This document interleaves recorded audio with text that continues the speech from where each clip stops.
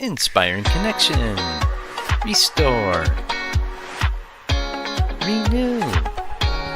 Reconnect. Live. Laugh. In love. Connections. Dream. Getaway experiences.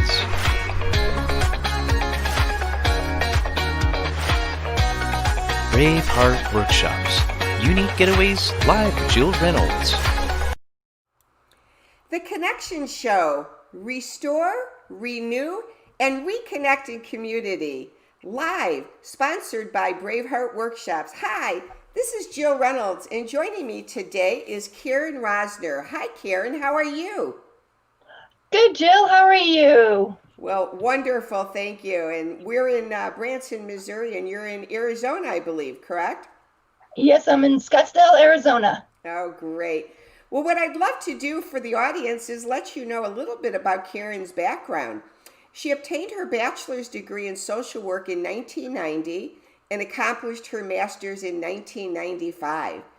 She has been a medical social worker at hospitals, clinics, and in an insurance company, and she relates deeply with her clients. Karen was born with a profoundly serious heart defect and was told that she may not make it until her first birthday.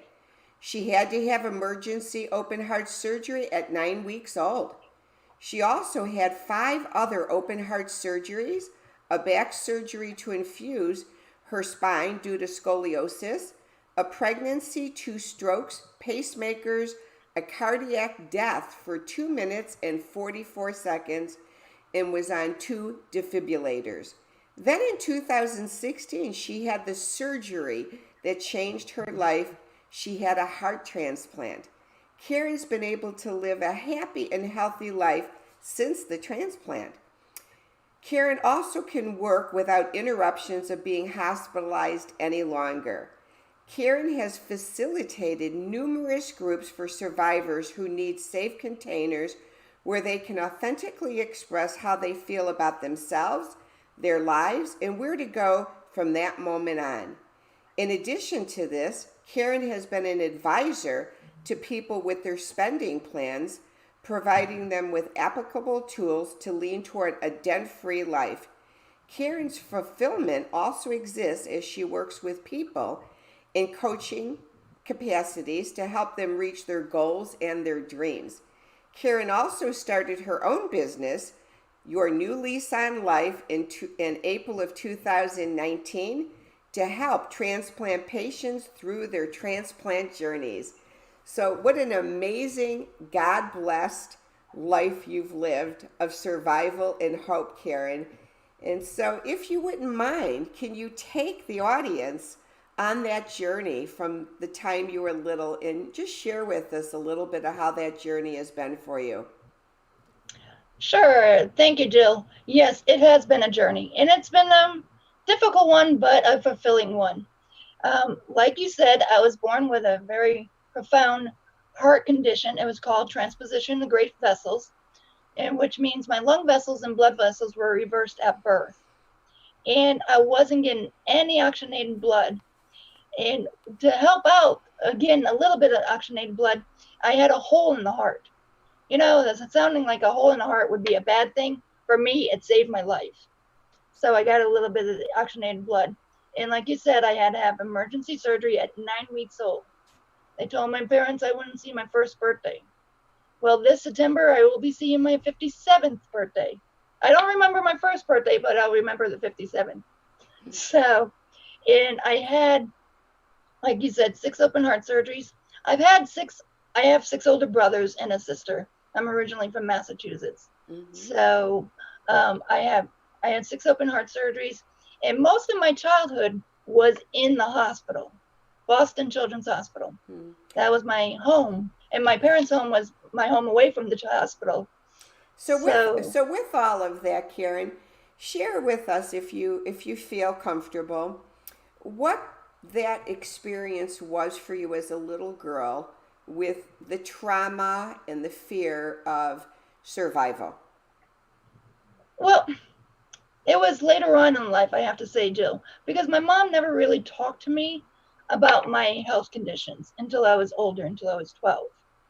And then that's when I started to understand, and I started to know how desperate my health was, or how bad my health was. And I got through it, and I was a survivor. I'm like, well, I'm going to live this long, and I'm going to live longer. And I went with the doctors. I did what the doctors said. On my fifth open heart surgery, I had, they told my parents that I had less than a 50% chance of surviving.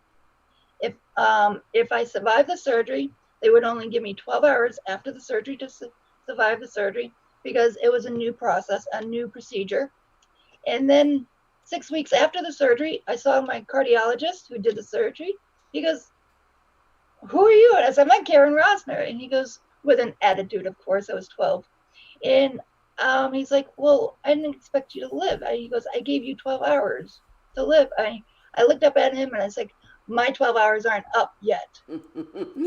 Well, So, I can relate to that story a lot, because my mother had peritoneal cancer. mhm. And when she first got diagnosed and they opened her up and her whole peritoneal cavity was filled with cancerous tumors, they had given her a few weeks to live.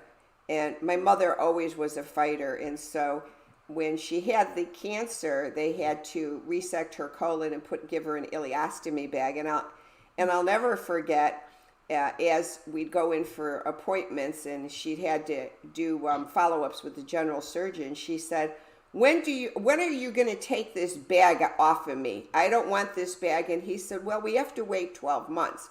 Well, I truly believe he said that because he just was giving her hope that she could get the bag off, not believing she'd make it past 6 months. So when we went in for her 12-month appointment, and she said, okay, it's 12 months. I want this bag off of me now. And he literally sat there for about 20 minutes assessing her case and said, well, if we reverse it, there's a chance you can die with the reversal. And she said, I don't give a damn if I die. I want this bag off me, and I want it off me now.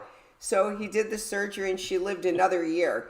So I can relate to what you're saying about, that willfulness Mhm. of survival and what it does for you to survive. Oh, yes. And my mother was supportive. My family was supportive. And, as I got older, excuse me, as I got older, I was more involved in my care. And then when I was pregnant, and I'm like, oh my gosh, my doctor had told me I could not get pregnant. But and not to try to, my cardiologist made a deal with me. If I got pregnant without trying to get pregnant, he would take care of me and get me through the pregnancy. Well, then I was told that I couldn't get pregnant, that there's no way possible I could get pregnant. A month later, I was pregnant. So, and my doctor did he got me through the pregnancy. But towards the end, I was getting scared because I had my son 9 weeks premature. But I wasn't breathing. I couldn't breathe really much. I was on 6 liters of oxygen, and I was in the hospital, and I felt more secure being in the hospital than being home, because if anything happened. Mm-hmm. And then they told me I was going to have an emergency C-section. And I knew my son was going to be fine. I was kind of worried about me, but I knew my son was going to be fine. And the doctor went to me and was like, well, if we have to choose, which one do you want us to save? I was like, save my son, save the baby. I knew it was a son. And they're like, okay. And they went to my husband and he goes, no, save her. I was like, don't listen to him, listen to me. So I was like, but you won't have to make a choice. And they didn't. And my son stayed in the hospital 5 weeks, and now he's 6 feet tall and about 180 pounds. So very healthy. So he's your miracle. He's your miracle baby. Yes, he is. Yes, he is. And then a few weeks after I had him, I had my strokes, a couple of years. He saw me stroke out when he was 3 years old, and I couldn't speak and I couldn't calm him down. But eventually I did get my voice back. And so I dealt with that. And then in 2006, my heart was deteriorating. And that's when the doctor said, now it's deteriorating from the inside out. So, and we need to do something. They're like, in about 2 or 3 years, this was in December of 2005. He goes, in 2 or 3 years, you're going to need a transplant. Well, I ended back up in the hospital in January. They're like, of 2006. They're like, oh, guess what? We're going to prep you for a transplant. I'm like, you said 2 or 3 years, not 2 or 3 weeks. He goes, 2 or 3 years, 2 or 3 weeks. What's the difference? I'm like, time. So they tested me and they got me on the transplant list, and I had my transplant April 21st, 2006. And I was 2006. Okay. 2006. And I was cool and everything. I was calm and everything. And then they took me to the operating room. And my friend was there because my mother was on her way in because I was in North Carolina. And they stopped and I got to say goodbye to my friends. And I was panic stricken. Like, okay, I've done surgeries. I know I'm going to get through that. I've done heart caths, done that, but I never had a transplant. So I was scared. Like, oh my goodness. Yeah. So, they're taking my heart out of my body. There's no turning back now. Right. They're taking it out. I'm going to be literally, and I tell this to friends in a funny way, I was literally heartless for 30 minutes. So. And during surgery, is that when you died for 2 minutes, 44 seconds? No. No, okay. That was prior. That was in 2003. I was at work. Do you remember that experience of dying? Yes, I do. Can you share that with us? Sure. I was at work. I just had lunch. And then that's what I remembered. And then I remembered waking up in the hospital. I don't remember anything in between. But I do remember somebody said I was working as a social worker in a nursing home in North Carolina. Somebody said that the owner of the nursing home came in, asked me a question, and I pulled my hair back and I went back in the chair. But when I went back in the chair, I fell over, hit my head on the desk, and I was gone. No heartbeat. My feet, because it was summer, my feet were blue up to my ankles. My face was blue. And the office that I was in, they had to pull me out of the office to start CPR because there was not enough room. So they did a human chain. And I worked in a nursing home, like I said. So nurses came over to the front office and started CPR and mouth to mouth. And I remember when I was there, when I was done, I saw my grandmother. And my grandmother passed away 3 years prior. And she shut the door and said, Karen, go back to your mother. She can't handle you dying too, because I lost a brother to cancer several years ago. And she goes, go back to your mother. And she shut the door on my face. And like, thanks, Graham. But that's when I came back. Mm-hmm. But they told me that, people told me that when I left, they didn't expect me to come back, like back to work or anything. I was gone, like I said, 2 minutes, 44 seconds. And I had short-term memory issues right after, because I could be talking to you, and after we stopped talking, I wouldn't remember our conversation. Wow. I wouldn't even remember that you called me, I can relate to that because I've had a lot of medical tests over the years and have had to go under anesthesia so many times as well. And I never had any effects that I ever recall. And when I had my gallbladder removed a year or so, almost 2 years ago now, they gave me a medication in the pre-surgery room when they start to give you the IV before they roll you to surgery. Right. And I do not have any memory of being rolled from the pre-surgical area to the surgery room. And I remember when I woke up and found out that they had to cut me all the way across my abdomen instead of laparoscopically because they couldn't get through because of my scar tissue. I was yelling at the doctor saying, why didn't you talk to me and discuss any of this before surgery? Why didn't I even get to meet you? Because, I didn't even know who my surgeon was going to be. And she goes, Jill, we were talking for 10 minutes in surgery. You were telling me about your retreats and you said you wanted Christian music on. And Karen, I don't have any recollection in this and then after surgery, it took me about 3 to 5 months to regain my short-term memory. I remember going to a grocery store one day, and I'm new to Missouri, and I remember pulling out of the grocery store and turning, and all of a sudden I went, I have no idea how to get home. Like I had no idea. I had to turn on my GPS, did not know where I was, and similar to you, because I talked to people on the phone to get to know them. I literally had talked to this one woman for about an hour, and about a week later called her and said, "Hi, my name is Jill," and started. She goes, "Jill, we were just talked a week ago," and I go, "I have no idea who you are," and it was so scary for me not to Yep. remember anything at All all. right. Right. Yeah, And that's the way it was because my mother would call me and I would have a conversation with my mom. And then afterwards, I'm like, okay. And then my friends would call me, did your mom call? Yeah. What did she have to say? I don't know. yeah, You know, it's like, because mom always checked in on me, but it's like really weird because and then I would go out with friends and they told me that I told them stories that I already told them. You know, I'm repeating the story like 10 minutes later, I'm repeating the same story. yeah, And to me, I was like, okay, I just told them this. And they're like, I didn't remember. yeah. So How long did that take for that to come back? about 6 months, Mm-hmm. about 6 months.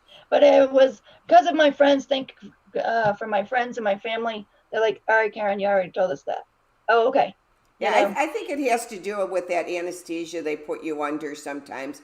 Because, like I said, mine happened after the anesthesia and the drug they gave me. I think it's that same drug that Michael Jackson was. I don't know, you're but right. yeah, but anyway. So then moving forward, Karen. So through all of this and all of the medical stuff, you were still able at points of your life to go on to higher education and get your two degrees. So Hmm. share what that journey was like of going to school through all the trauma of medical issues and being able to be successful. Well, I think I had a phobia of midterms because I always ended up in the hospital around midterm time. So, uh, but when I was doing undergrad and grad school, it was a stress on my body. And a little bit about me. My dream was to become a cardiologist. Mm-hmm. When I was 6 years old, I told my cardiologist, I didn't know it was a cardiologist. I told him it was a heart doctor. And he asked me what I wanted to be when I grew up. And I told him I want to be a cardiologist. I mean, a heart doctor. I want to be a heart. He goes, "You want to be a cardiologist?" I said, "No, I want to be a heart doctor." So all that time, I wanted to be a cardiologist or a heart doctor. I learned I was a cardiologist. And then when I was in school, I was pre-med and I was doing well. I was just ready to take the test to go into med school. My doctors call me. It's like, we need to talk. I'm like, okay, when's the next surgery? You know, when the doctors need to talk to you, you know it's going to be about surgery. And he goes, no, no, it's not about surgery. He goes, we need to tell you, we can't let you go on to be a doctor because of because the residency and the internship of staying up for 24, 36, and 48 hours, healthy people have a hard time with it.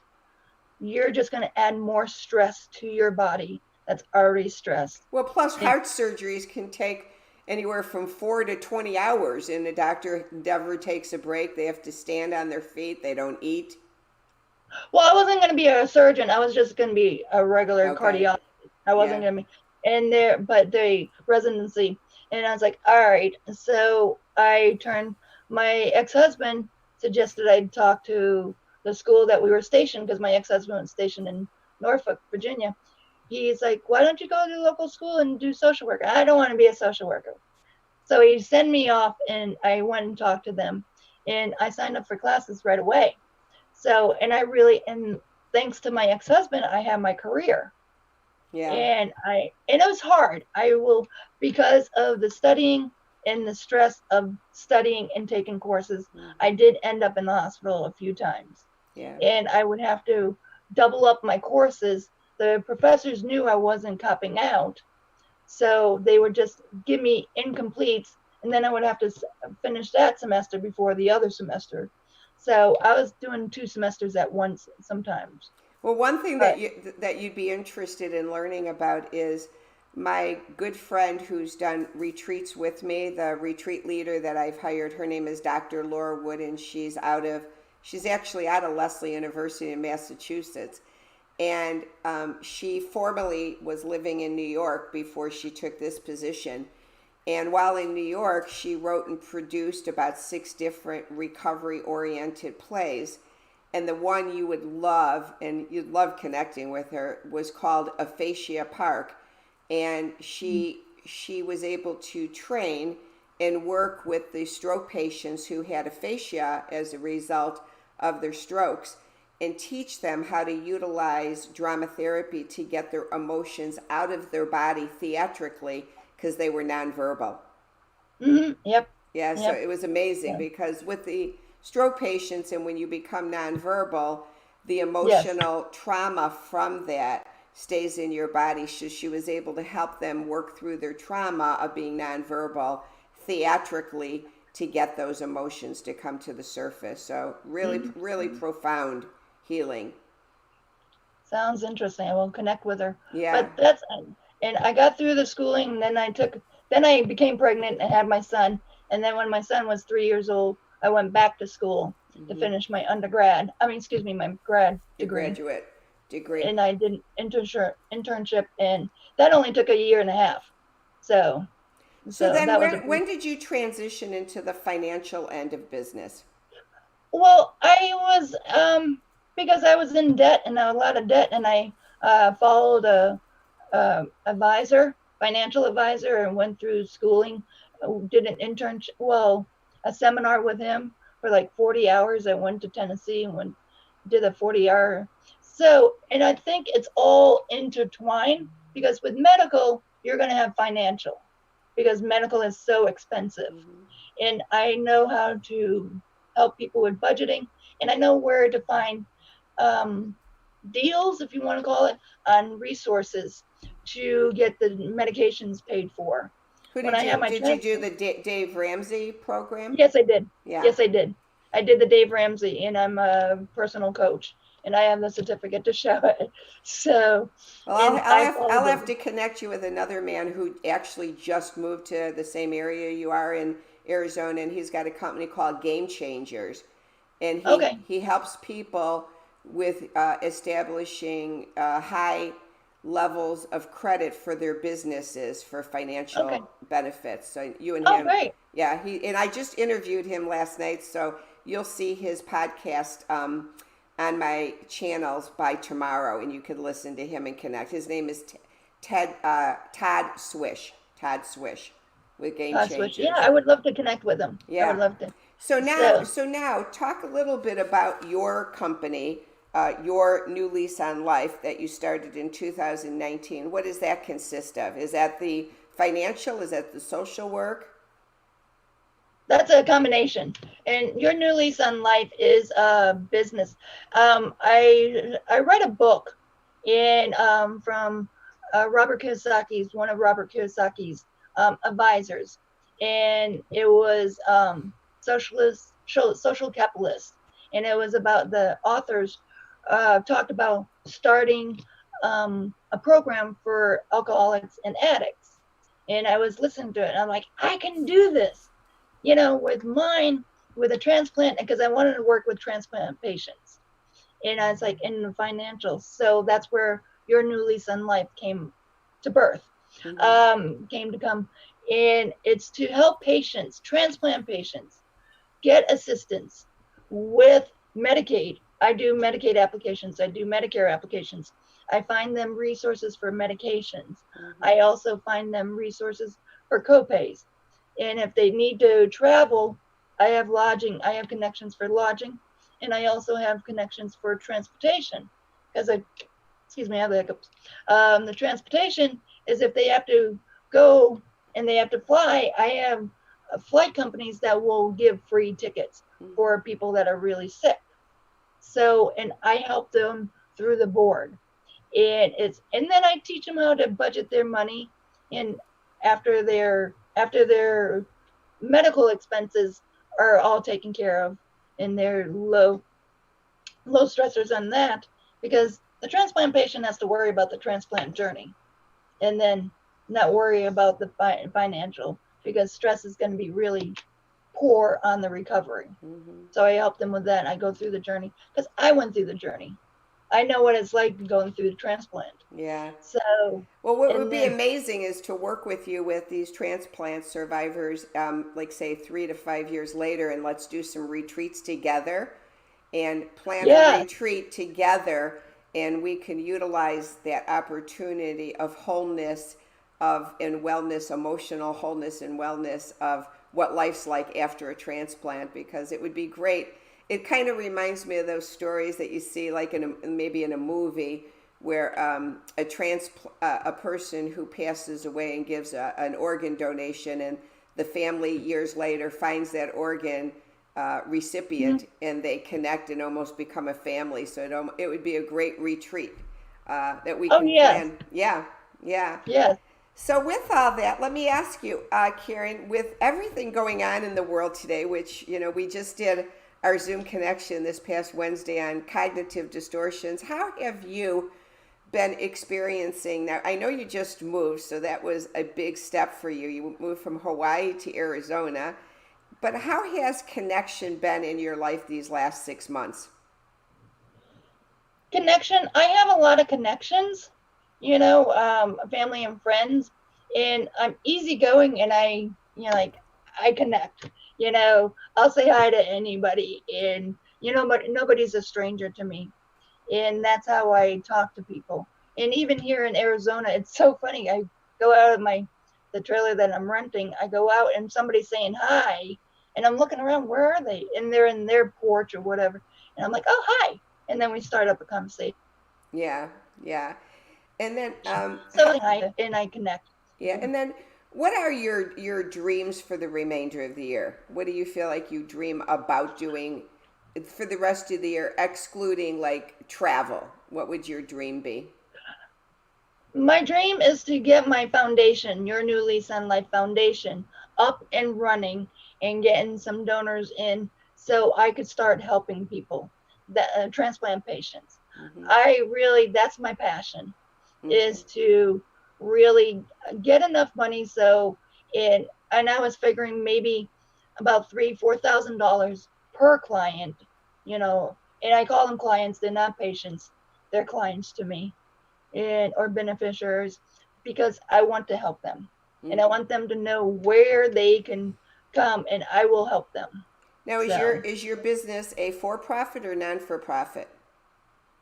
yes, I'm both. I have a profit side, Your New Lease on Life, and then I have the nonprofit, Your New Lease on Life Foundation. Okay.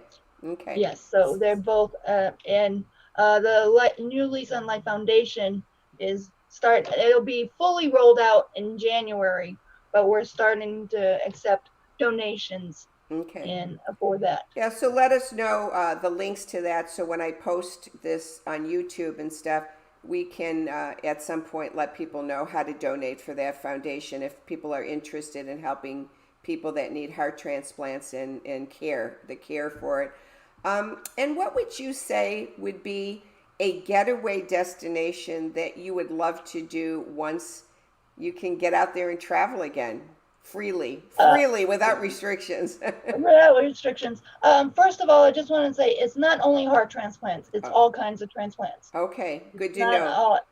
Good It's to all know kinds that. of transplants. Hmm. And eye tissue, bone marrow, all kinds of transplants. Okay. So, and I would love to go to Australia. Ah, okay. Australia. Go hang out with the koala bears and kangaroos, huh? The kangaroos. I love my symbol. My thing is a kangaroo. You'll see me with a kangaroo. I have a kangaroo in my car. And the reason I have kangaroos is, what do kangaroos do? They bounce. And what do I always do? I always bounce back. So And that's how I and it's connect to funny. them. We'll have to do a trip to Australia then, because I've always loved koala bears because I tend to be more nocturnal. I wake up at night and then I want to sleep during the day. And koala bears do Yep. just that. They sleep during Yep. the day and they're up all night. So I tend to be more of a koala bear. If someone told you, Karen, that you had to eliminate all of your apps on your cell phone, but you could keep 2 apps, what are your 2 must-have apps? Probably Facebook and my GPS. You know, Especially now. I say that too because I can't remember where I'm going. Where, especially when you move to a new city. I've only been in Branson for 2 years, but I still get very confused which way north, south, east, and west is. So Yep. definitely, I use my Waze app. Yep. And what is one fun fact about you, Karen? One fun fact. Well, actually, when I was going through school in undergrad and grad, I was a clown. Ah, I did clown activities, and I dressed up as a clown, the hair, the shoes, the whole 9 yards. And I did carnivals, and I learned how to. I lost touch with it, but I knew how to do balloon animals, and I'd be having the makeup on and go by people that have kids, and they'd be waving to me. So it was good. so what were some of your clown names? I just was Karen the clown. Karen the clown. know. Okay, so you weren't a theme clown. No. Okay, okay. And you weren't a scary clown. No, I was No orange. scary clowns. So, And I remember going to a carnival or event, and one kid goes, "Why are you a clown?" I was like, my parents couldn't afford real school. So, that's a good answer. Well, what I'd love to do now is just to show the audience Karen's bio on the screen so that you can know more about her. Also, it lists her links, which I shall be posting this also on my channels and on my Facebook page. So this is how to reach out to Karen for some connection. And so at this point, Karen, I just wanted to let the audience know a little bit about the Connection Show and who we are. The Connection Show loves to connect with leaders like Karen to get to know them better and let the audiences around the world get to know them as well. So if you're interested in being on the Connection Show as one of our guests, please go to braveheartworkshops with an S on the end.com and fill out the contact form, and I'll reach out to you so that we can find a time and a day that's best for both of us. For the audience, you are our valued guest, and we are so grateful that you listen in to these amazing leaders. And so for a gift to you, we've started a few weeks back the Connection Gathering Tribe Zoom meetings, and we gather together as a community on Wednesday nights. Each week is such a joy. This past week, we did some improv comedy, and we laughed, and then we shared an important and informative topic on cognitive distortions. Each week, many times, our leaders, such as Karen, have an opportunity to join in as well on the show so you can connect with them and get to know them better.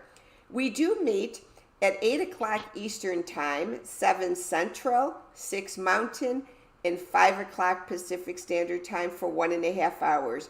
To join in on that, on the braveheartworkshops.com website, click on the podcast tab and the Zoom Connection tab, and that will take you to our Facebook page so you can join in. So again, I thank you so much, Karen, for taking time today, being so transparent and letting the audience know more about who you are. well, thank you, Jill. Thank you for having me, and thank you, audience, for listening. Thanks so much, everyone. Have a wonderful day. Signing off from the Connection Show. Have a wonderful day. Bye now. Thanks for joining us on the Connection Show. Let's connect now. We can dream together to renew, restore, and reconnect with wellness in our life and community.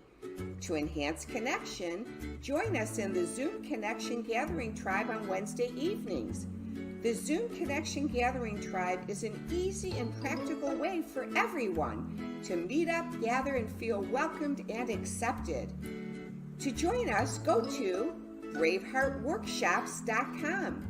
Then click on the podcast tab and the Zoom Connection Tribe tab. On that page, Go to the Facebook page called the Connection Show Gathering Tribe and register to join our Facebook group. We post secure passwords each week in the group so you can log in safely. We meet on Wednesday evenings at 8 p.m. Eastern Standard Time, 7 o'clock Central, 6 o'clock Mountain, 5 p.m. Pacific Standard Time for 1.5 hours with great topics, laughter, and connection. See you on Wednesday evenings. Thanks for joining us and have a great day.